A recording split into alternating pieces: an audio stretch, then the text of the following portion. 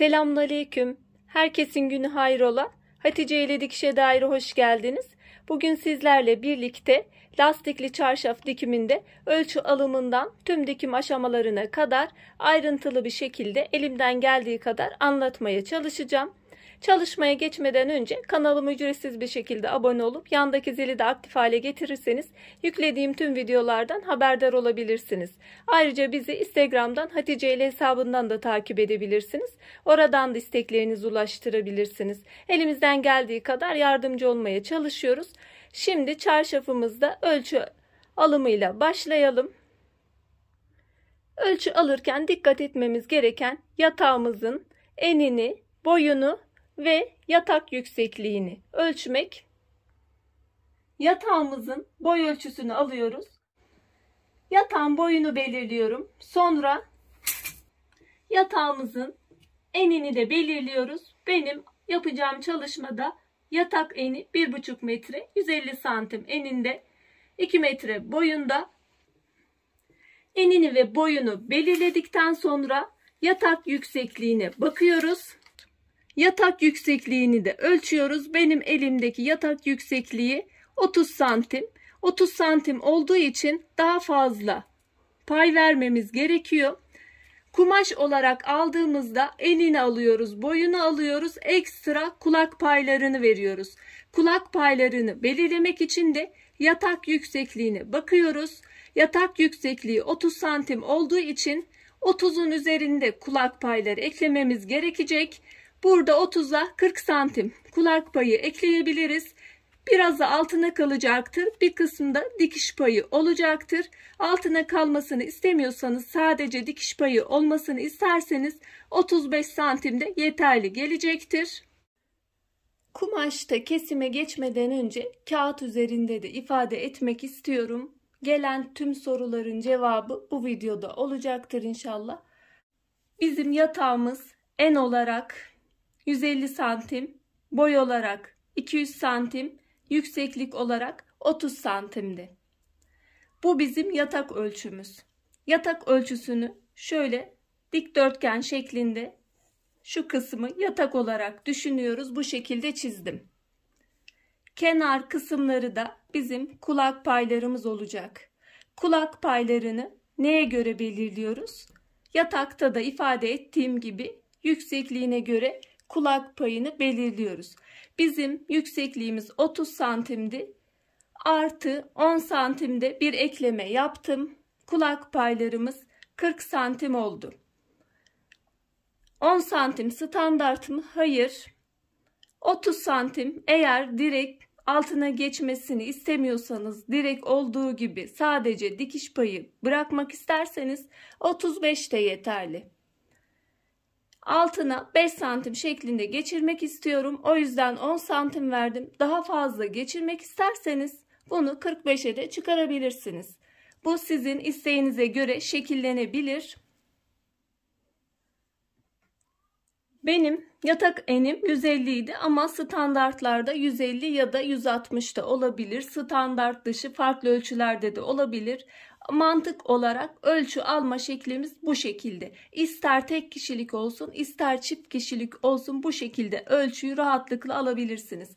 Yatak ölçümüz bu şekilde. Kulak paylarını da belirledik. Biz kumaşımıza ne kadar ekleme, yataktan haricinde ne kadar ekleme yapacağız? 40'ar santim her iki taraftan, 40'ar santim, bu da toplamda ene ve boya 80 santim ekleme yapmış oluyoruz. Benim bu ölçülere göre toplamda 2.80 boy için, 2.30 en için kumaşa ihtiyacım var. Genellikle bu kumaşların enleri 2.40 oluyor ve toplamda alacağım kumaş 2.80.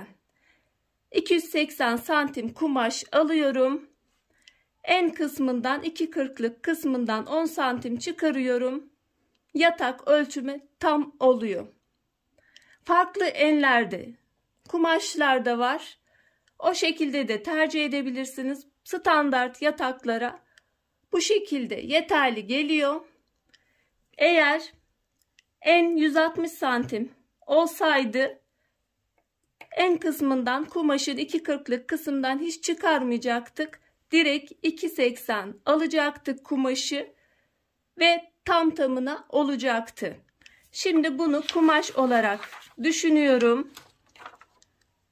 Bunu tek tek köşeleri 40'ar santim her iki taraftan yaparak da alabilirsiniz. Daha kolay. Kumaşı bu şekilde gösteremeyeceğim için, kumaş çok büyük. Kolay katlayamayacağım için şu şekilde katlayayım, daha anlaşılır olsun yazılar gözükmeden. Kumaşımı ikiye katladım. Bir de bu taraftan katlıyorum ve 4 kat olmuş oluyor. Bu şekilde diğer kısımlar kapalı zaten.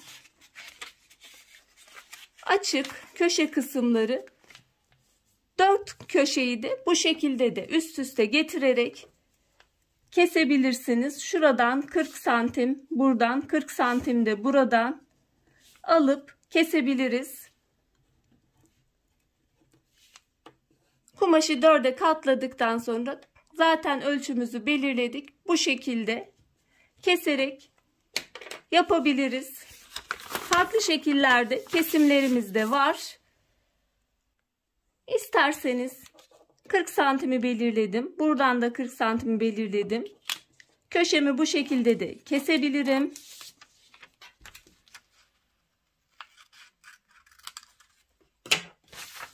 Ve çarşaf köşemiz olmuş olacak. Sonra bunu bu şekilde birleştireceğiz. Ya da kumaşı önce 4 kat yapıyorum. Şu şekilde de 4'ünü birlikte de kesebiliriz. Ben kumaşta 4'ünü bir keseceğim. Bu şekilde kestikten sonra çarşafımızın şekli bu şekilde oluyor. Dikime girmeden önce ilk önce dikişte şu kısımları birleştiriyoruz. Overlockla ya da dikişle fark etmez. Kabataslak olarak belirtilmiş oluyor. Kumaşta kesime geçelim. Kumaşımı önce 2 kat yapıyorum.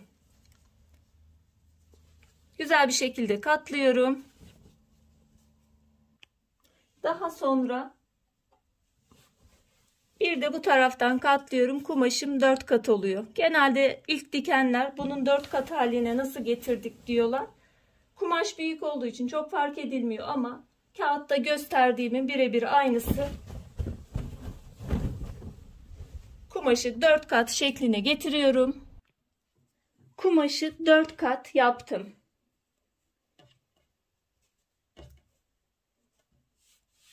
Köşe kısımlarını buradan alacağım. Benim ölçüm kulak payı olarak 40 santimdi.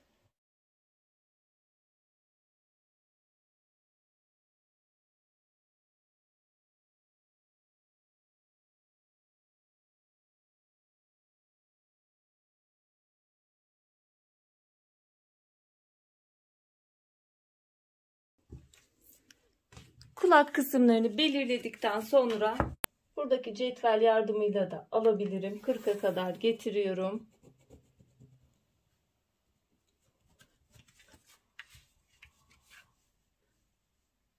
Ve bu cetvelin yardımını kullanarak düz bir şekilde de çizgimi çekiyorum. Mezurasız da ölçüyü alabiliriz ama ben göstermek için yaptım. Bu cetvelle bu şekilde kolay bir şekilde alıyoruz. Bu kısımda buradaki çizgiyi düzlediğimiz zaman düz bir çizgi elde etmiş olacağız zaten ölçüyü almasak da. Yalnız buradan birer santim dikiş payı bırakarak iç kısımdan ölçümüzü alacağız.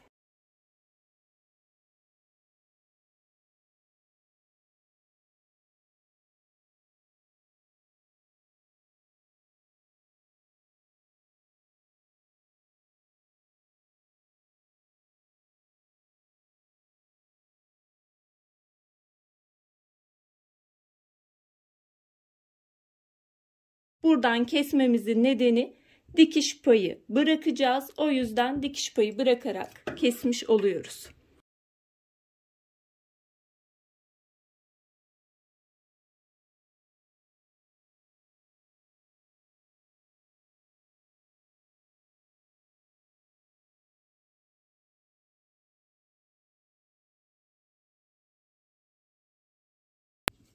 Kesim bundan ibaret. Umarım anlaşılmıştır. Şöyle 4 tane kulak kısmını da kesmiş olduk. Kesime kadar olan kısımları detaylı anlattığım için dikiş bölümlerini kısa keseceğim. Öncelikle yapmamız gereken çarşafı açıyorum. Komşu kulakları şu şekilde oluyor. Birbirine getiriyorum. Şu şekilde tutuyorum. İsterseniz önce dikin, sonra overlock'unu gidin ya da overlock'la birleştirin. Sonra iç taraftan dikişi yapın. Şimdi hem dikişini hem de temizlemesini yapıyorum.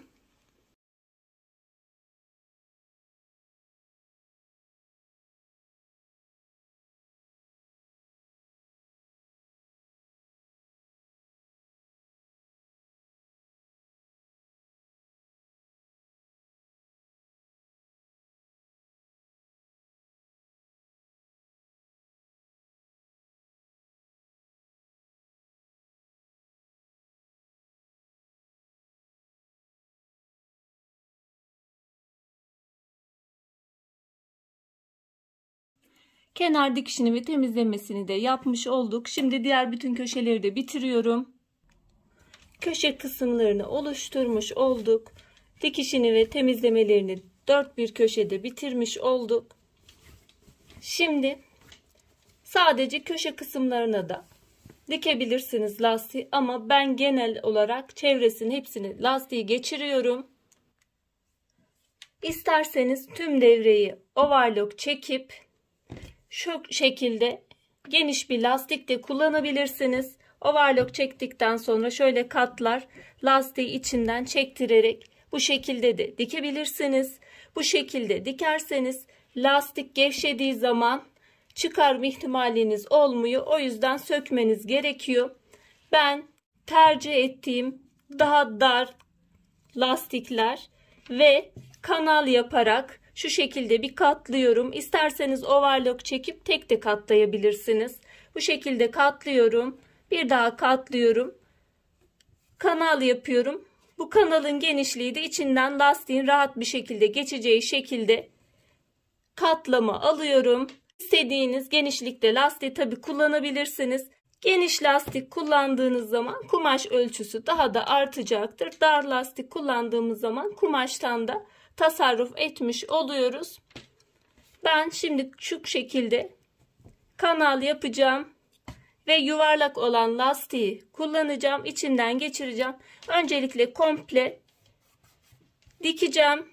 Lastik ölçüsünü de her ne çalışma yaparsanız yapın, yaptığınız çalışmanın tüm devresini ölçüyorsunuz. Yarısı kadar lastik alıyoruz. Burada da bizim çok basit bir yöntemle en ve boy toplamının ölçüsü kadar lastik alabiliriz. Burada 3 metre 50 santim bunun için yeterli gelecektir.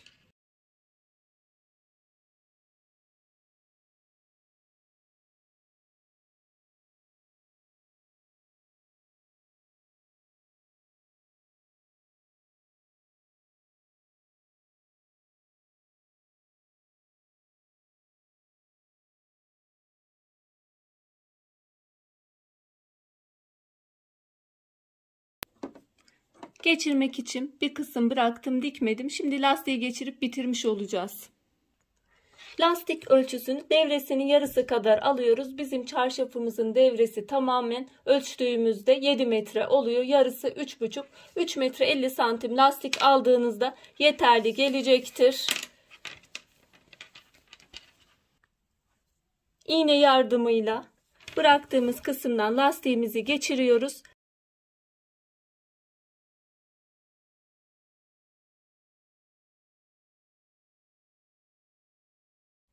Yuvarlak lastik kullandığımız için şöyle üst üste koyup dikemeyeceğimiz için bağlama yapıyoruz.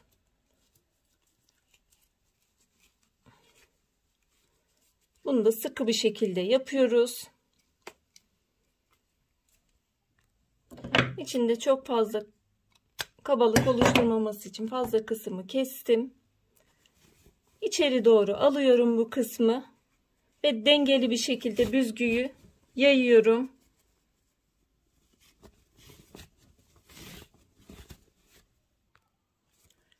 açıklık bıraktığım kısmı da dikiyoruz. Dikim işlemi, çarşafımız bitmiştir.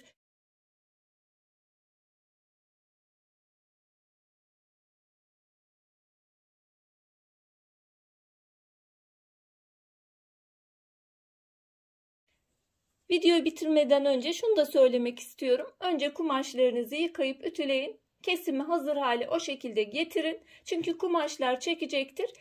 Çalışmaya başlamadan önce kumaşı yıkamamız, çekme olanağını ortadan kaldırmış oluyoruz. Umarım faydalı bir çalışma olmuştur. Yapmak isteyen, denemek isteyen arkadaşlara kolaylıklar diliyorum. Allah'a emanet olun. Hoşça kalın, sağlıcakla kalın.